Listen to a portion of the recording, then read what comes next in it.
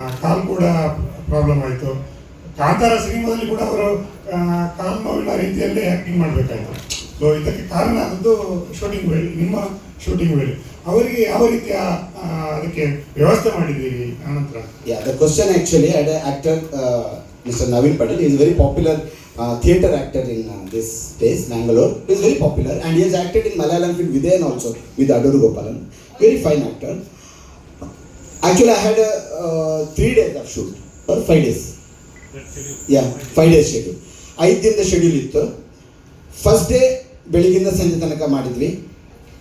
ಸಂಜೆ ಒಂದು ಬೆಟ್ಟದ ಹತ್ರ ಹೋದಾಗ ನಾವು ಹೇಳಿದ್ವಿ, ನನಗೆ ಆ ಜಾಗ ತುಂಬ ಇಂಟ್ರೆಸ್ಟಿಂಗ್ ಆಗಿದೆ ಅದು. ಆ ಮೇಲೆ ಜಾಗಕ್ಕೆ ಹೋಗಲಿಕ್ಕೆ ನನಗೆ ಹೆದರಿಕೆ ಆಗ್ತದೆ, ಯಾಕಂತ ಗೊತ್ತಿಲ್ಲ. I was very scary. So ನಾನು ನನ್ನ ಮಾನಿಟರ್ ಹಾಕ್ಕೊಂಡು ಕೆಳಗಡೆ ಇದ್ದೆ. ಅದು ಒಂದು ಸೀಕ್ವೆನ್ಸಲ್ಲಿ ಅವರು ನಮ್ಮ ಕೊರಗಜ್ಜನ ತಂದೆಯ ಪಾತ್ರವನ್ನು ಅವರು ಹೆಗಲ ಮೇಲೆ ಹೊತ್ಕೊಂಡು ಹೋಗುವಂಥ ಸನ್ನಿವೇಶ.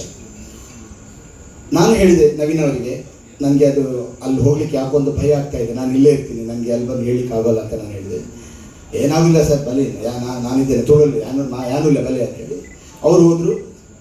ಆ್ಯಕ್ಷನ್ ಅಂತ ಹೇಳಿದಾಗ ಒಂದು ಸ್ಟೆಪ್, ಸೆಕೆಂಡ್ ಸ್ಟೆಪ್ಪಲ್ಲಿ ಬಿದ್ದುಬಿಟ್ರು. Simple, but I retain the shot. ಅವ್ರು ಬಿದ್ದ ಶಾಟ್ ಕೂಡ I retain in the film. You believe it or not sir, it was such a small accident, but his thighs bone are completely broke. ಇವತ್ತಿಗೂ ಅವರು ಸರಿಯಾಗಿ ನಡ್ಕೊಳ್ಳೋಕ್ಕಾಗಿಲ್ಲ. ಒಂದು ದಿನ shooting was incomplete, ಇನ್ನೂ 4 ದಿನ ಬಾಕಿ ಇತ್ತು. ಬಟ್ ಪ್ರೊಡ್ಯೂಸರ್ ಇಮಿಡಿಯೇಟ್ಲಿ ಅದಕ್ಕೆ ಸುಮಾರು ಒಂದು 1.5 ಲಕ್ಷ ಎಷ್ಟು ಕೊಟ್ರಿ ಸರ್? 2 lakhs, 2 ಲಕ್ಷ ರೂಪಾಯಿ ತನಕ ಅವರು ಪಾಪ ಅವರಿಗೆ ಈ ಇದರಲ್ಲಿಗೆ ಲಾಸ್ ತುಂಬ ಇತ್ತು. ಯಾಕಂದ್ರೆ ಅವತ್ತು ಮತ್ತೆಲ್ಲ ರೀಶೂಟ್ ಮಾಡಬೇಕಾಗಿತ್ತು. ಆ ಡೇಟ್ಸ್ ಎಲ್ಲ ಮತ್ತೆ ತಗೊಳ್ಳೋದು ಎಲ್ಲ ಪ್ರಾಬ್ಲಮ್ ಆಗಿದೆ. ಆ ಕ್ಯಾರೆಕ್ಟರ್ ಏನೆಲ್ಲ ಇತ್ತು ಕಾಂಬಿನೇಷನ್, ಆ ಎಲ್ಲ ಕ್ಯಾರೆಕ್ಟರ್ಗಳನ್ನು ಚೇಂಜ್ ಮಾಡಬೇಕಾಯ್ತು. ಈಗ ದೀಪಕ್ ರೈ ಇಲ್ಲೊಬ್ರು ಆಕ್ಟ್ ಇದ್ದಾರೆ, ಅವರು ಸೂ ಫ್ರಮ್ ಸೋದಲ್ಲಿ ಮಾಡಿದ್ರು. ಅವ್ರನ್ನ ಮತ್ತೆ ರಿಪ್ಲೇಸ್ ಮಾಡಬೇಕಾಯ್ತು ನನಗೆ, because that was a combination. ಇದು ನವೀನ್ ಪಾಟೀಲ್ ಅವರಿಗೆ 2 ಲಕ್ಷ ಕೊಡೋದಲ್ಲದೆ ನಮ್ಮ ಪ್ರೊಡ್ಯೂಸರಿಗೆ ಸುಮಾರು ಒಂದು 80 ಲಕ್ಷ ಶೆಡ್ಯೂಲಿಂದ ಲಾಸ್. ಬಟ್ ನಾನು ಹೇಳಿದೆ, ಸರ್ ನೀವು ಆಲ್ರೆಡಿ ಇಷ್ಟು ಮಾಡಲಿಕ್ಕೆ ನನಗೆ ಆಲ್ಮೋಸ್ಟ್ 80 lakhs 75 lakhs ಮೇಲೆ ಖರ್ಚು ಬರ್ತಾ ಇದೆ. ಇಲ್ಲ ಅವರು ಬಟ್ ನಮ್ಮ ಸಿನಿಮಾಗೆ ಬಂದದಲ್ಲ, we have to pay him ಅಂತ ಹೇಳಿ the same day also he paid 1 lakh. ನಾನು ಹಾಸ್ಪಿಟ್ಲಿಗೆ ಹೋಗಿದ್ದೆ. ಆಮೇಲೆ during the period of time ಅವರು 1 ಲಕ್ಷ ಕೊಟ್ಟು 2 lakhs ಕೊಟ್ಟಿದ್ದಾರೆ. ಸುಧೀರ್ ಸರ್, ಎಸ್, ರಾಮನನ್ನು ತೋರಿಸಿದ್ರಲ್ಲಿ ಕೃಷ್ಣನನ್ನು ತೋರಿಸಿದ್ರೆ ತಪ್ಪಿಲ್ಲ ಅಂತ ಆದ್ಮೇಲೆ ನಾನು ನನ್ನ ದೈವವನ್ನು ತೋರಿಸಿದ್ದು ಹೇಗೆ ತಪ್ಪು ಅಂತ ನನಗೆ ಇನ್ನೂ ಅನಿಸ್ತಾ ಇಲ್ಲ. ಈಗ ಕೊರಗಜ್ಜೆ ಇಲ್ಲಿ ಇರಬೇಕು, ತುಳುನಾಡಿನಲ್ಲಿ ಕೊರಗಜ್ಜೆ ಕೊಡಿಯಡಿಯಲ್ಲಿ ಮಾತ್ರ ಇರುವಂತದ್ದು ವಾಡಿಕೆ. ನೀವು ತುಳುವರಾಗಿ ನಿಮಗೆ ಗೊತ್ತುಂಟು. ಅದು ಬಿಟ್ಟು ಇಡೀ ಸ್ಟೇಜ್ ನಲ್ಲಿ ಕೊರಗಜ್ಜೆ ಬರುತ್ತಾದ್ರೆ ತುಳುನಾಡಿನ ಕೊರಗಜ್ಜೆಗೂ ಇಡೀ ಸ್ಟೇಜ್ ನಲ್ಲಿ ಆಡುವಂತಹ ವೇಷಗಳಿಗೂ ಏನು ಸಂಬಂಧ ಸರ್? ಕೊಡಿಯಡಿಯಲ್ಲಿ ನಡೆಯುವಂಥದ್ದು ಪದ್ಧತಿ, ಸಂಪ್ರದಾಯ. ಅಲ್ಲಿ ಬಂದು ಕ್ಯಾರೆಕ್ಟರ್ ಬರುವುದಲ್ಲ, ಅದು ಸಂಪ್ರದಾಯ. ನಾನು ಸಂಪ್ರದಾಯವನ್ನು ಬೀದಿಯಲ್ಲಿ ಮಾಡಿದ್ದ ಅದಕ್ಕೆ ನಾನು ಅಬ್ಜೆಕ್ಷನ್ ಮಾಡ್ತೇನೆ. ಬಿಕಾಸ್ ಸಂಪ್ರದಾಯ ಈಗ ಪ್ರಶ್ನೆದ ಕ್ಲಾರಿಟಿ ಈಗ ಸಿಕ್ಕಿತು. ಪ್ರಶ್ನೆದ ಕ್ಲಾರಿಟಿ ಇರಲಿಲ್ಲ. ಅವ್ರು ಕೊಡಿಯಡಿ ಅಂತ ಶಬ್ದ ಬಳಸ್ತಾ ಕೇಳ್ತಾ ಇದ್ದೇನೆ. ಕೊಡಿಯಡಿ ಅನ್ನುವಂಥದ್ದು ಅಲ್ಲಿ ಎಲ್ಲ ಸಂಪ್ರದಾಯ ಪದ್ಧತಿಗಳು ನಡೆಯುವಂತ ಜಾಗ.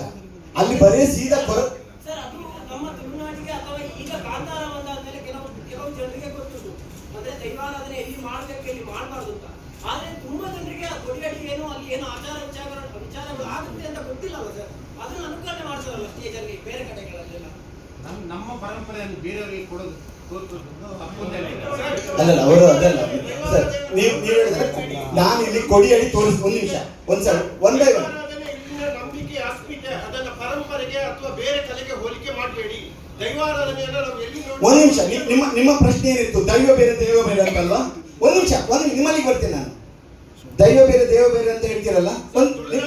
ತುಳುನಾಡಿನ ಜನರ ನಂಬಿಕೆಯ ಪ್ರಕಾರವಾಗಿ ನಾವು ಹೇಳುವಂತಹ ಪ್ರತಿ ವಾಕ್ಯದಲ್ಲಿ ನಾವು ದೈವ ದೇವರ ಅಂತ ಹೇಳಿಯೇ ಮುಂದೆ ಹೋಗುದು. ಹೌದಾ? ದೈವ ಮತ್ತೆ ದೇವರು ಒಂದೇ ಅಂತ ನೀವು ಹೇಳ್ತೀರಿ, ಒಪ್ತೀರ ತಾನೆ? ಒಂದು ನಿಮಿಷ. ದೈವಾಂಶ ಸಂಭೂತ ವ್ಯಕ್ತಿ ಅಂದ್ರೇನು? ಅಥವಾ ವಸುದೈವ ಕುಟುಂಬಕ ಅಂದ್ರೇನು? ನನಗೆ ಸಣ್ಣ ಉತ್ತರ ಕೊಡಿ ಸರ್. ವಸುದೈವ ಕುಟುಂಬಿಕ ಅಂದ್ರೆ ಎಲ್ಲರೂ ಒಳ್ಳೆಯದಾಗಿ ಎಲ್ಲರೂ ಕೂಡ ಒಂದೇ ಕುಟುಂಬ. ದೇವರಿಗೆ ದೈವ ಅಂದ್ರೆ ದೇವರು ಒಂದೇ ಕುಟುಂಬದವರು ಅಂತ. ನಾನೀಗ ಗುಳಿಗ ದೈವ ಅಂತ ತೋರಿಸಿದಾಗ ಏನು ಎಲ್ಲರೂ ಗುಳಿಗನ ಕುಟುಂಬದವರ? ದೈವವನ್ನ ತೋರಿಸಬೇಡಿ ಅಂತ ಹೇಳಿಲ್ಲ. ನಮ್ಮ ಮೂಲ ಕ್ವಶನ್ ಇರೋದು ವೇದಿಕೆಯಲ್ಲಿ ಅಥವಾ ಬೇರೆ ರೋಡ್ಗಳಲ್ಲಿ ಅಂಕಾಣೆ ಮಾಡುವಾಗ ಅಂತದ್ದು ನೋಡಿ. ನಾನು ಹೇಳ್ತೇನೆ, ಅದಕ್ಕೆ ಅಪಚಾರ ಅಪಹಾಸ್ಯ ಮಾಡುವಾಗ ದಯವಿಟ್ಟು ಮಾಡಬೇಡಿ. ಅದು ಅವಾಗಿಂದ ನಮ್ಮ ಪ್ರಶ್ನೆಯ ಮೂಲ ಉದ್ದೇಶ ಇದೆ. ದಯವಿಟ್ಟು ಅದನ್ನು ನಾನು ಯಾಕಂದ್ರೆ ನಾನು ಅದರ ಆರಾಧಕನಾಗಿ ಇನ್ನೊಂದು